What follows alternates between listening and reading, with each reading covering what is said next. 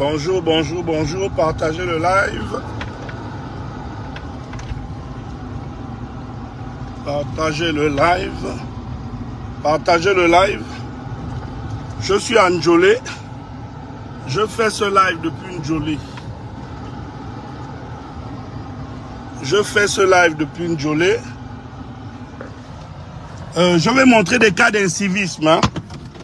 Je vais vous démontrer ici le cas d'incivisme. Alors, je suis ici. Voilà ma petite sœur. Reste de dos.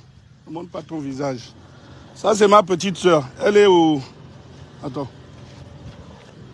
Voilà. Au lycée François Meillet de Njolé.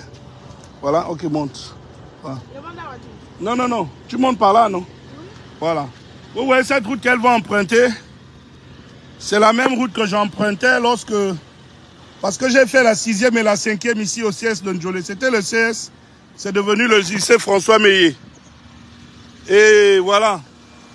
Ça, c'est la piste d'atterrissage que nous avions à Njolé. Pourquoi je fais ce live ici précisément? Vraiment, quand on parle d'incivisme dans le Gabon, c'est vraiment un problème. Nous devons changer nos mentalités. Vous voyez ici, nous sommes sur le terrain du lycée. Le lycée de Njolé. Voilà. Ça, nous sommes sur le titre foncier du lycée. Mais regardez ce qui se passe. Il y a des gens qui viennent construire sur le titre foncier de l'État, sans autorisation de construire. Lorsqu'il s'agira d'agrandir le lycée ou de construire le logement, vous voyez, ils vont vouloir être dédommagés. Entre-temps, ils viennent construire sur le titre foncier de l'État. Est-ce que votre patron, celui à qui appartient cette maison, est conscient qu'il construit sur le titre foncier de l'État, sans autorisation? Le problème, c'est parce qu'au niveau de Njolé comme du Gabon, peut-être les anciennes autorités ont laissé les gens faire. Il y a eu un laisser-aller. Et ce laisser-aller fait que, voilà, des gens qui viennent construire sur le titre foncier de l'État. Ce terrain appartient au lycée François Meillet. Là, nous sommes en train, le lycée a besoin d'être agrandi en salle de classe. Mais voilà des riverains, des compatriotes qui viennent, sans titre, sans autorisation de construire sur le terrain de l'État. La charité bien ordonnée commence par soi-même. Je suis chez moi à Njolé. J'ai fait la 6e. Là, 6e et 5e. Et avant d'aller en 4e au lycée technique de Port-Gentil. J'ai appris dans cet établissement. Vous voyez cette montée? Je l'arpentais pour aller au cours. Donc, il faudrait que Madame le ministre et les personnes en charge se penchent sur ce dossier. Parce que ce n'est pas normal. Et on va faire le tour, tout autour, tout le long de la piste d'atterrissage de l'aviation. C'est le terrain de la Segna. Les gens ont construit. Les autorités locales ont fait plusieurs tours pour demander aux gens de partir. Parce que ce sont des titres fonciers de l'État. Mais regardez. Regardez ce qui se passe. Et demain, ils vont vous demander d'être dédommagés. Pourquoi dédommager? Vous construisez sur le terrain de l'État. Voilà une église qui se construit. Je n'ai rien contre l'église, je suis chrétien. Mais voilà l'église qui se construit. Sur le terrain du lycée. Les gens seront là, les enfants, ça va perturber. Non seulement ça va perturber les enfants plus haut. Mais regardez. Il faudrait que les autorités locales se penchent sur cette histoire, sur cette affaire.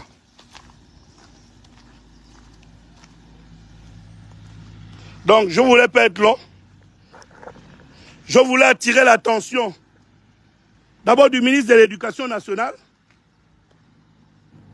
parce que Mme Caméliane Toutoum, c'est vrai, avec votre ancien gouvernement, il y avait un laisser-aller. Sauf que là, le pays a changé. Il faut de la rigueur dans ce pays. Il faut de la rigueur pour que les choses changent. Et il ne faut pas avoir peur de prendre des décisions qu'il faut. Ou de les faire appliquer. Regardez, le cas d'un civisme. Ils construisent paisiblement sur le terrain de l'État. Et si vous allez regarder, il paraît que cette maison n'appartient même pas à un Gabonais.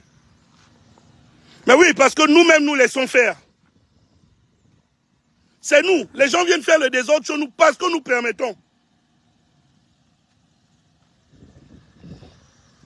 Voilà les sujets sur lesquels il faut interpeller le CETRI. Et non sur les nominations.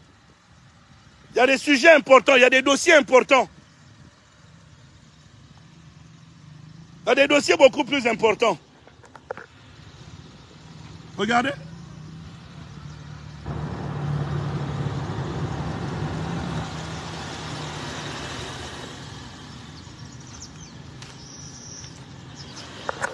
Donc, je voulais pas être long. Je voulais que les personnes en charge, je voulais interpeller les personnes en charge de ça, pour dire, à un moment, force reste à la loi.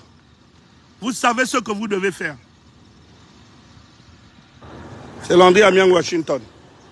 J'ai donné ma vie pour le Gabon. Et je ne peux pas assister à une injustice et être là. Parce que nous devons être des citoyens.